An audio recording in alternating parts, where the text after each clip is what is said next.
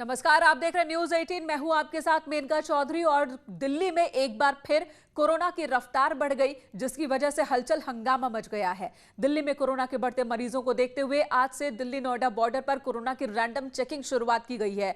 क्या है ये अभियान और लोगों की क्या प्रतिक्रियाएं हैं, इसे लेकर देखिए इस रिपोर्ट में। दिल्ली में कोरोना के बढ़ते मामलों को देखते हुए नोएडा जिला प्रशासन ने बड़ा फैसला लेते हुए दिल्ली नोएडा बॉर्डर पर लोगों की रैंडम चेकिंग का अभियान शुरू किया। प्रशासन का मानना है कि इससे कोरोना के संक्रमण का भी पता चलेगा, इससे रोकथाम भी होगी, साथ ही लोगों को परेशानी भी नहीं होगी। इस अभियान के तहत दिल्ली से नोएडा आने वाले लोगों की चेकिंग कराई जाएगी और जो लोग संक्रमित पाए जाएंगे उन्हें इलाज के लिए भेजा जाएगा। लोगों ने भी प्रशासन की इस पहल का स्वागत किया। ठीक है, जो भी है हमारे लिए हो रहा, फायदेमंद है हमारा। मंद है।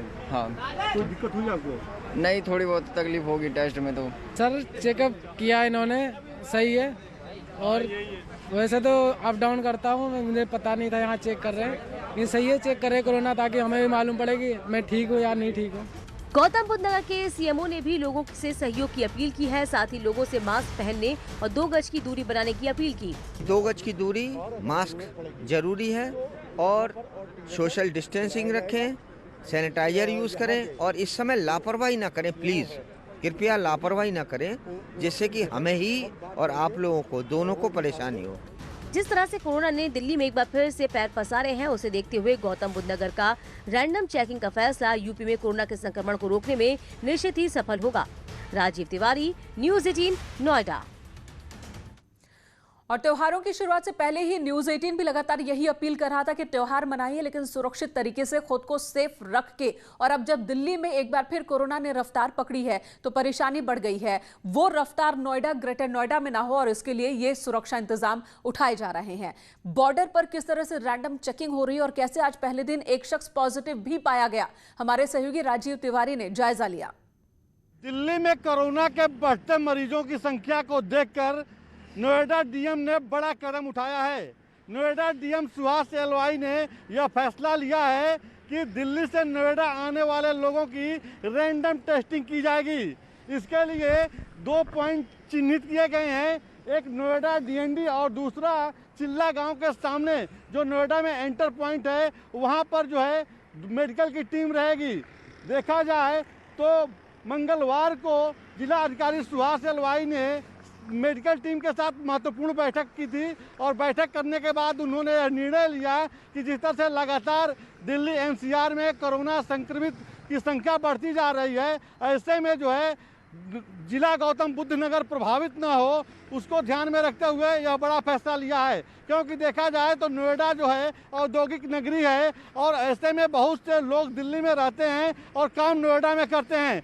मतलब नोएडा और दिल्ली अप डाउन जो है जो लोग करते हैं, उनको ध्यान में रखते हुए यह बड़ा फैसला लिया गया है।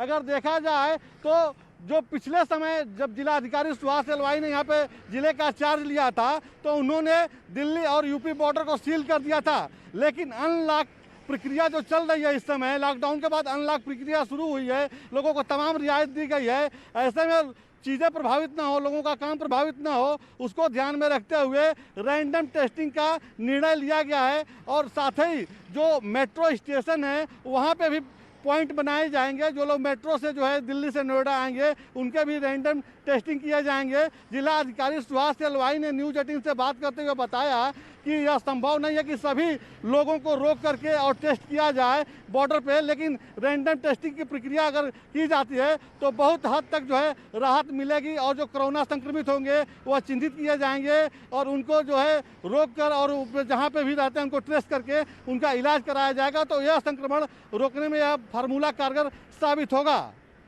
कैमरा पर्सन योगेंद्र सिंह के साथ राजीव तिवारी, न्यूज 18, नोएडा। और कोरोना के पहले दौर में आपको याद होगा कि नोएडा में कोरोना की रफ्तार बहुत तेज थी और तब डीएम को बदल दिया गया था, सुहास एलवाई को जिम्मेदारी दी गई थी। जब से उन्होंने जिम्मेदारी संभाली, नोएडा, ग्रेटर नोएडा में हालात सुधरे क्योंकि सख्त कदम उठाए गए, जरूरी कदम उठाए गए। और एक बार जब पड़ोसी दिल्ली में नंबर्स बढ़ने लगे हैं कोरोना केसेस के, तो एक बार फिर यहां पर सख्ती दिखाई जा रही है।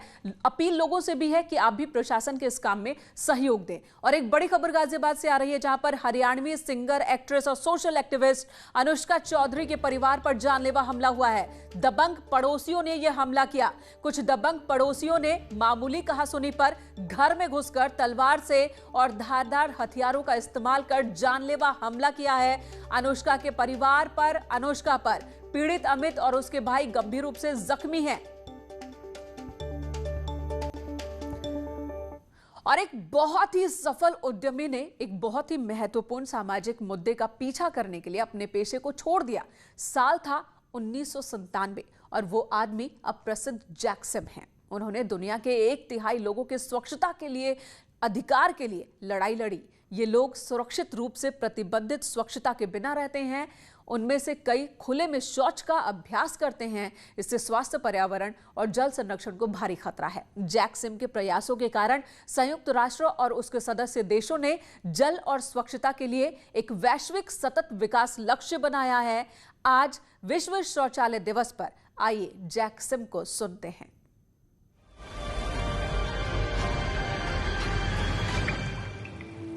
Yeah, when I first started the World Toilet Organization in 2001, it was not even spoken in the media. In fact, it was so embarrassing that they hide it under a water agenda. But when you call sanitation by another name, water, all attention went to water.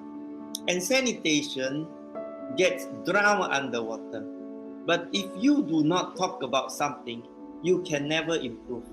In the last 20 years, our founding day, 19th of November, has been enshrined by the United Nations General Assembly.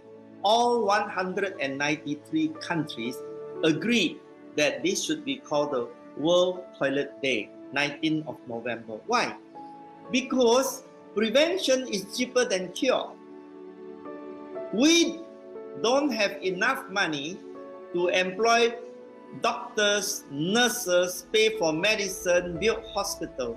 All you have to do is to make sure the water is clean, people wash their hands, and immediately you can save half of all the medical health care. But with the COVID-19, hygiene awareness and hand washing has reached its highest point of awareness in the history of mankind. Everybody is so afraid and so clear that without washing their hands, they are going to put themselves in danger. So I think on the one hand, COVID is a very bad thing, but at least it created the awareness that hygiene is our first line of defense against all diseases.